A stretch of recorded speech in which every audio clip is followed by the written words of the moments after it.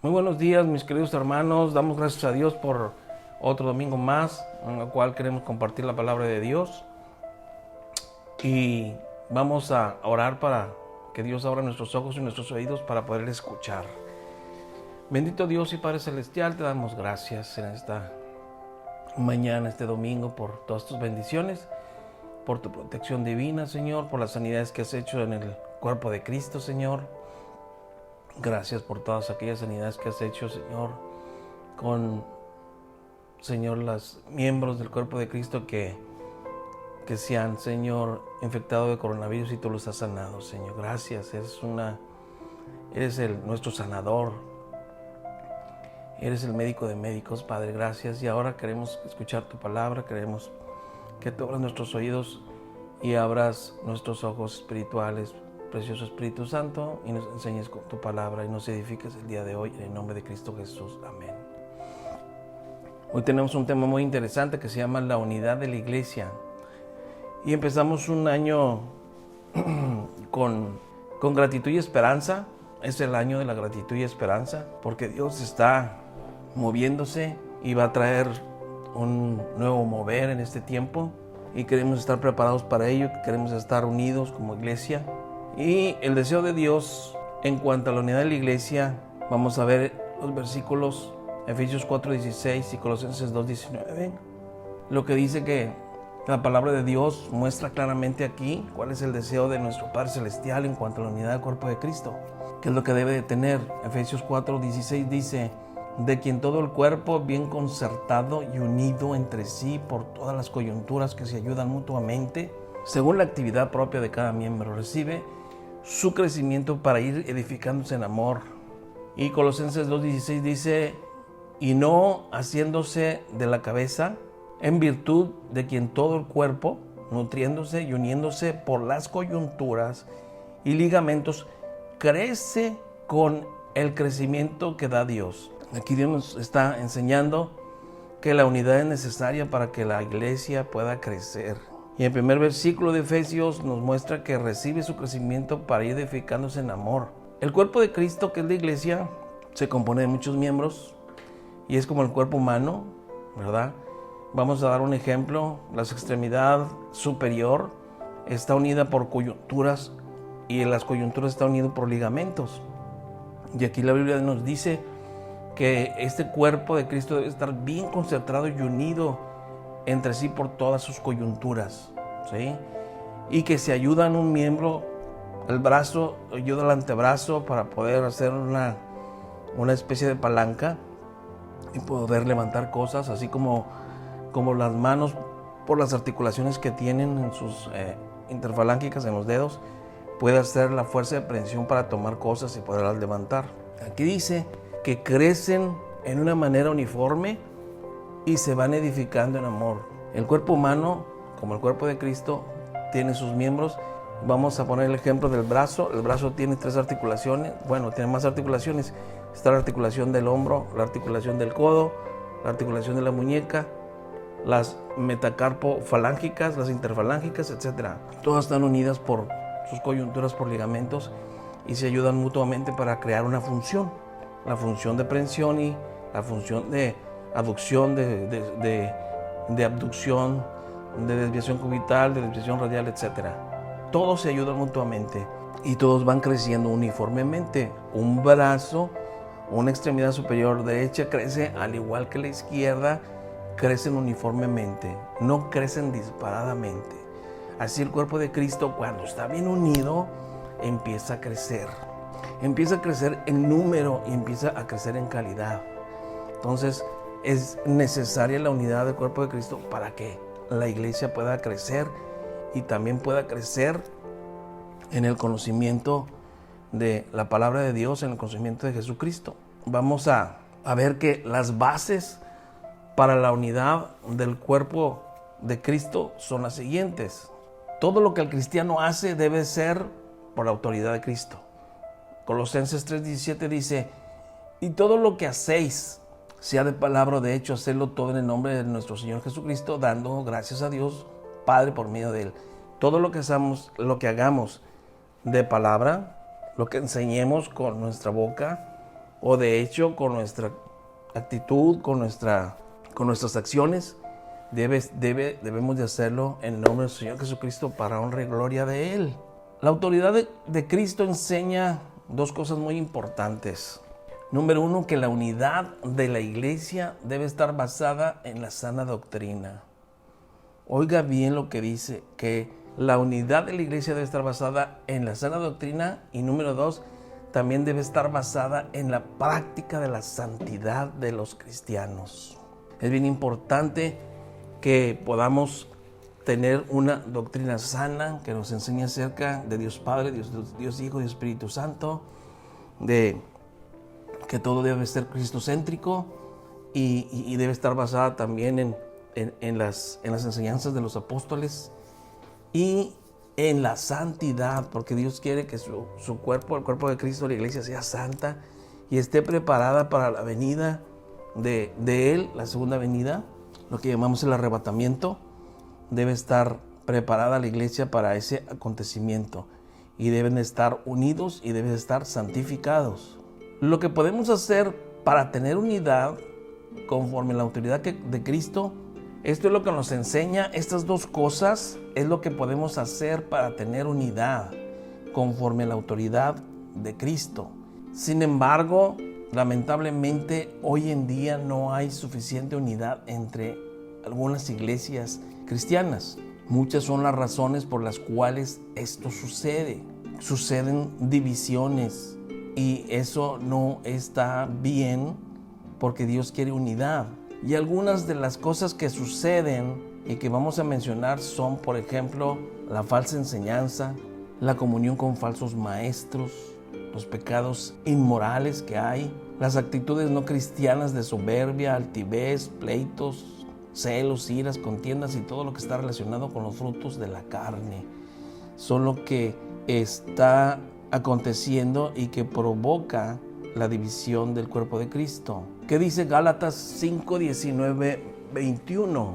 Dice, y manifiestas son las obras de la carne, que son adulterio, fornicación, inmundicia, lascivia, idolatría, hechicerías, enemistades, pleitos, celos, iras, contiendas, disensiones, herejías, envidias, homicidios, borracheras, orgías y cosas semejantes a estas, acerca de las cuales os amonesto, como ya os lo he dicho antes, que los que practican tales cosas no heredarán el reino de Dios. Eso enseñó el apóstol Pablo a la iglesia de Gálatas, y vemos que las obras de la carne son muchas y estas hacen que la actitud y la conducta de los congregantes, si practican estas cosas, pues están rechazando la dirección del Espíritu y la llenura del Espíritu y son guiados por impulsos pecaminosos hacia acciones indebidas. Se levantan contra los pastores, contra el liderazgo, etc.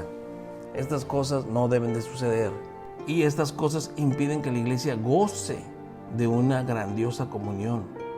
Por lo tanto, basado en esta información, le animo a que considere estos factores muy importantes. Para poder gozar de una grandiosa comunión conforme a la autoridad de Cristo, los cristianos deben de hacer lo siguiente, cuatro puntos importantes. Número 1, predicar y enseñar la misma doctrina, y debe de ser una sana doctrina. Número 2, reconozca la diferencia entre prácticas doctrinales y asuntos de opinión. Ahorita vamos a ver qué son asuntos de opinión. 3, esforzarnos para ser más como la iglesia del primer siglo o la iglesia primera, donde estaban los apóstoles predicando y se entregaban y se convertían de 3,000 personas para arriba.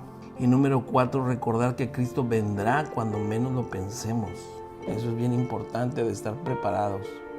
Vamos a ver el primer punto, que es predicar y enseñar la misma doctrina.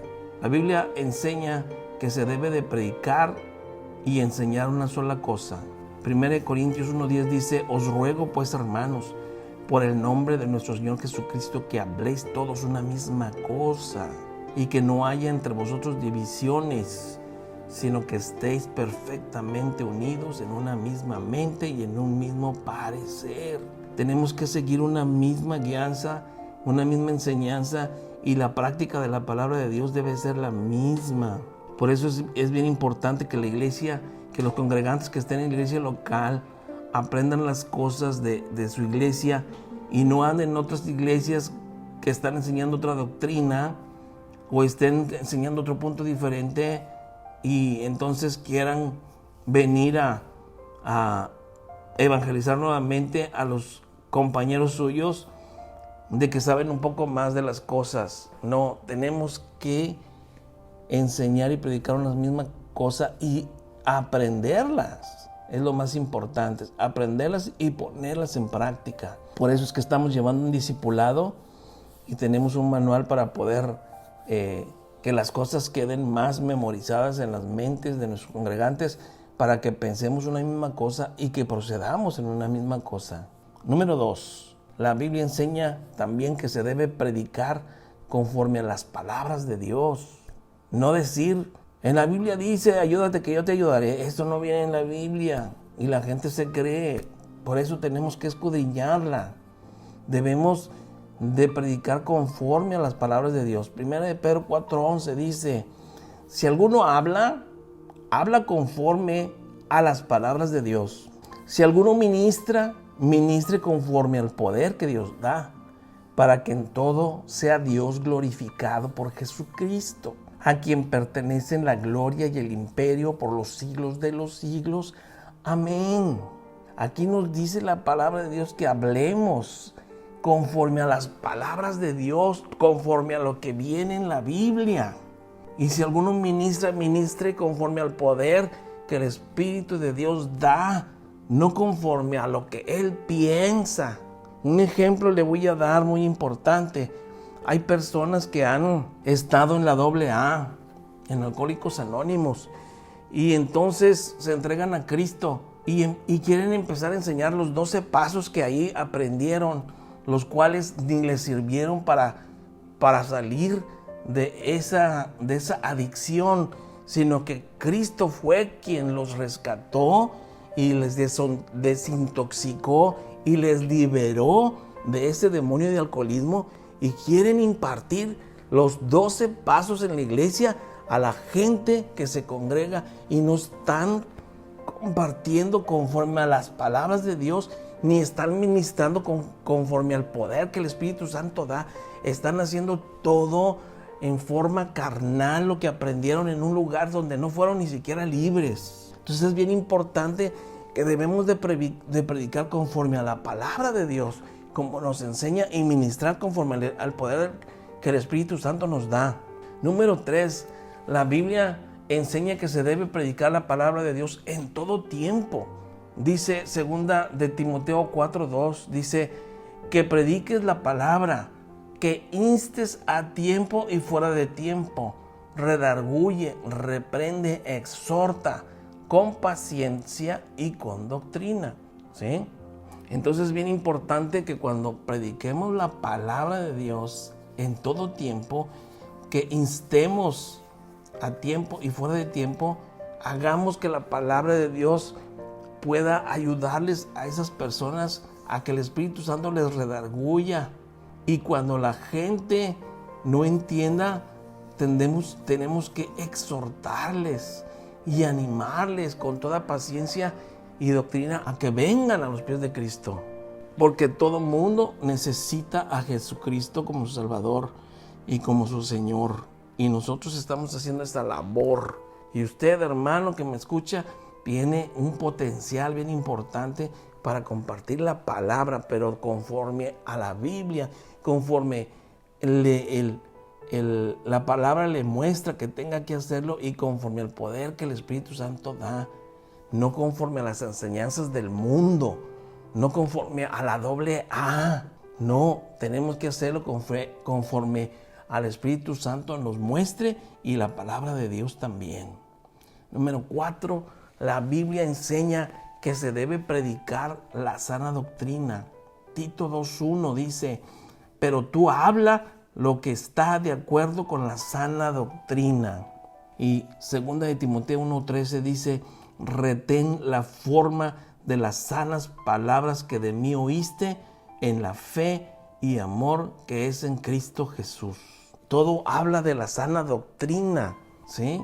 Entonces tenemos que enseñar las cosas que la Biblia nos enseña acerca de Jesucristo, acerca de la divinidad y la deidad de Jesucristo, del Padre, el Espíritu Santo, de la doctrina de los apóstoles, etc. Tenemos que enseñarles a la gente acerca del pecado, acerca de la santidad, acerca de la fe, acerca del amor, acerca de muchas cosas sanas, y no meternos en otros dominios que ni siquiera son de acuerdo a la palabra de Dios, y entonces empezamos a crear problemas dentro del cuerpo de Cristo. Número 5, la Biblia enseña que no debemos apartarnos de la doctrina de Cristo.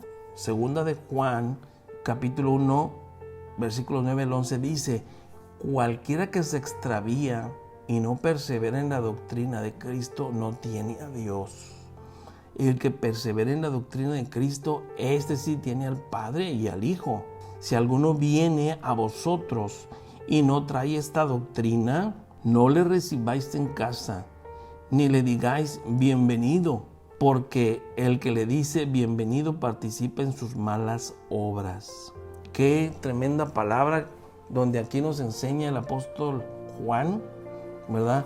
Que cuando una persona se extravía y no persevera en continuar en Cristo, si alguno se sale de la cobertura, si alguno se sale de la iglesia y no persevera, dice que ya no tiene a Dios. Y el que persevera en la doctrina de Cristo, este sí tiene al Padre y al Hijo. Si alguno después de haber estado extraviado viene a vosotros y no trae esta doctrina, no le recibáis, dice, en casa, ni le digáis bienvenido, porque el que le dice bienvenido participa en sus malas obras. Acuérdense que cuando la gente se extravía, adquiere cosas, ¿verdad?, del mundo, y algunos hasta demoníacas, y luego viene otra vez y quiere enseñar y quiere participar.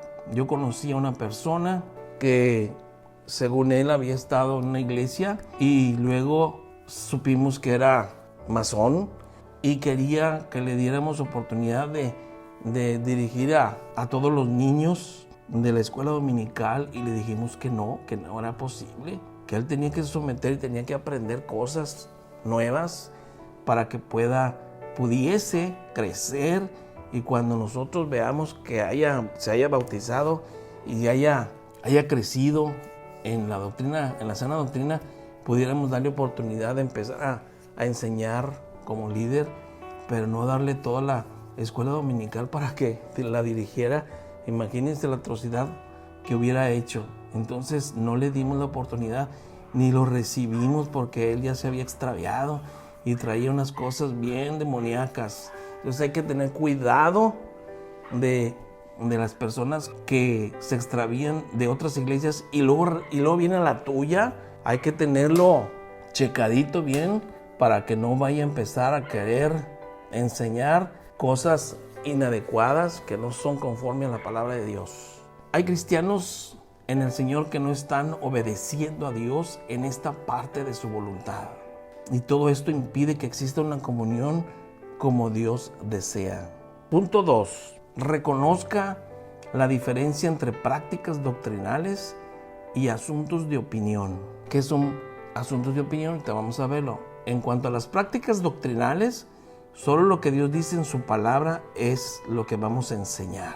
No vamos a enseñar otras cosas que no vengan en la palabra de Dios. En cuanto a asuntos de opinión, debemos de tomar en cuenta las siguientes cosas. Esto no es práctica doctrinal lo que vamos a hablar, son asuntos de opinión.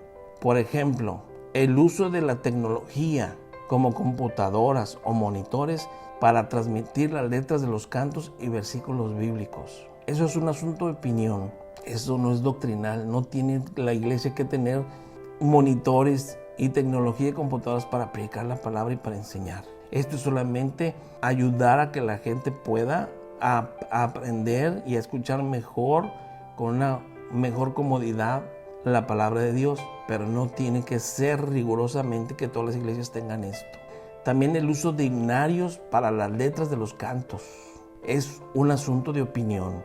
El uso de autobuses para traer visitantes a los servicios dominicales es también un asunto de opinión. No es parte de la doctrina de una iglesia. Y desayunos, hacer desayunos para personas sin recursos también es una práctica que muchas iglesias hacen, pero no es un asunto doctrinal. Es solamente para poder ayudar a la comunidad y poder también atraer personas a Cristo y poderles evangelizar y poderles bendecir. Número 3. Esforzarnos para ser más como la iglesia del primer siglo. Cuán importante es esto. En Hechos 2, del 41 al 47, vamos a ver las características de la iglesia primera.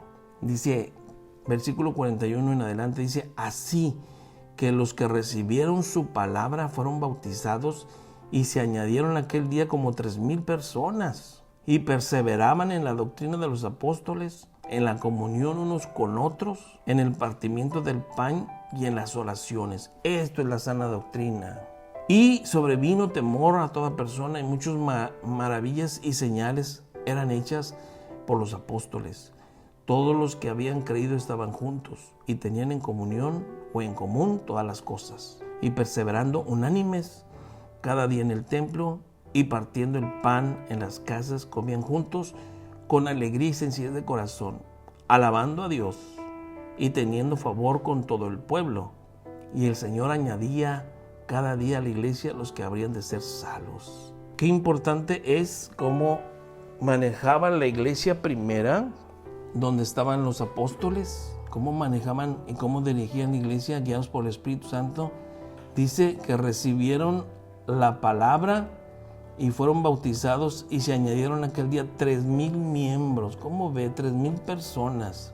Esas 3,000 más las que ya habían, dice, perseveraban en la doctrina de los apóstoles, en la sana doctrina que ellos estaban predicando, en la comunión unos con otros, eso es la unidad, y en el partimiento del pan y en las oraciones. Esto es parte de la sana doctrina. Sin embargo, hay muchas gentes que están acostumbradas a solamente participar en el punto 2 y el punto 3, que es en la comunión unos con otros, en el partimiento del pan, pero no perseveran en la doctrina y no les gusta estar en las oraciones, en los llamados a las oraciones de intercesión o al llamado de las veladas de oración. Cuando uno necesita trabajar para el Señor, la congregación se desaparece y solamente unos cuantos participan.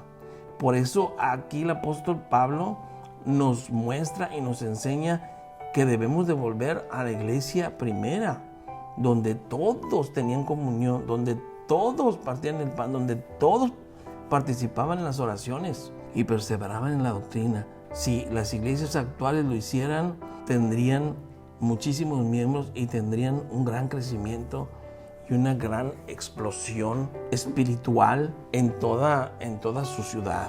Así es que es bien importante este punto 3, que nos enseña a que imitemos a la iglesia primera, que tiene grandes enseñanzas y grandes características que debemos de practicar. Número 4, tenemos que recordar que Cristo vendrá cuando menos lo pensemos. Dice que como un abrir y cerrar de ojos vendrá la venida del Señor. Sin embargo, aquí en 1 Tesalonicenses 3:13 dice, para que seáis afirmados vuestros corazones, irreprensibles en la santidad delante de Dios nuestro Padre, en la venida de nuestro Señor Jesucristo con todos sus santos.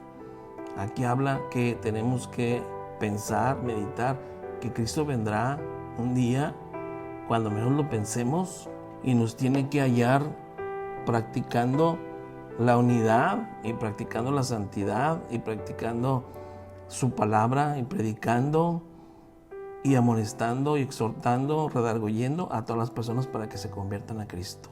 Si ponemos estos factores en práctica, los factores anteriores, los 4 factores, podremos tener unidad como la que Dios desea en su iglesia.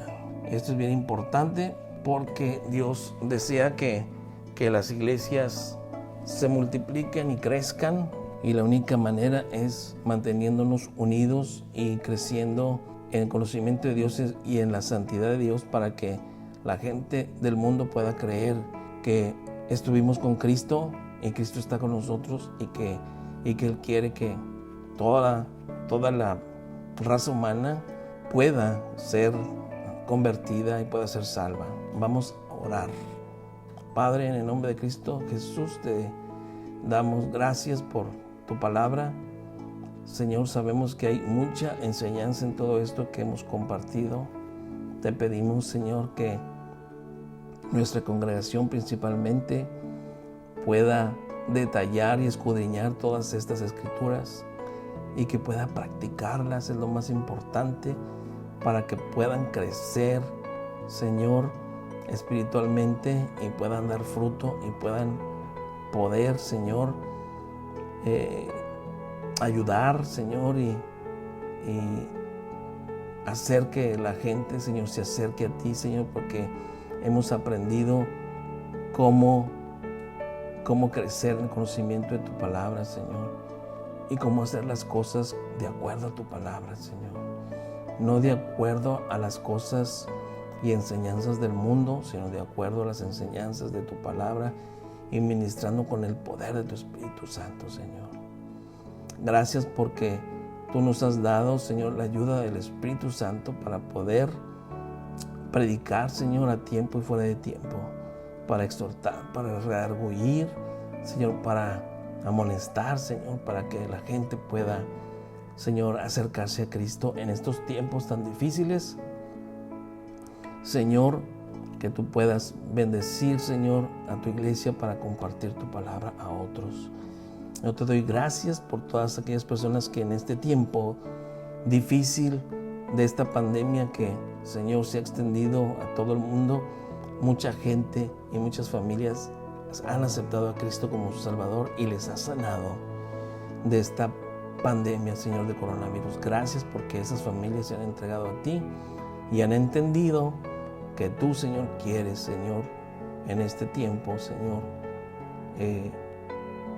ser parte de sus vidas, Señor, ser parte del núcleo familiar y poder bendecir a las familias como fue, Señor, dado esta promesa a Abraham, donde dijiste: en ti, Abraham, serán benditas todas las familias de la tierra, Señor. Y gracias Señor, por esta gran promesa, Señor, que sabemos que en estos tiempos, Señor, se está llevando a cabo, Señor. Gracias porque muchas familias han sido bendecidas y han sido, Señor, salvos y sanos por medio de Cristo Jesús. A ti sea la gloria y la honra por todos los siglos de los siglos. Amén. Muchas gracias, hermanos, y Dios los bendiga.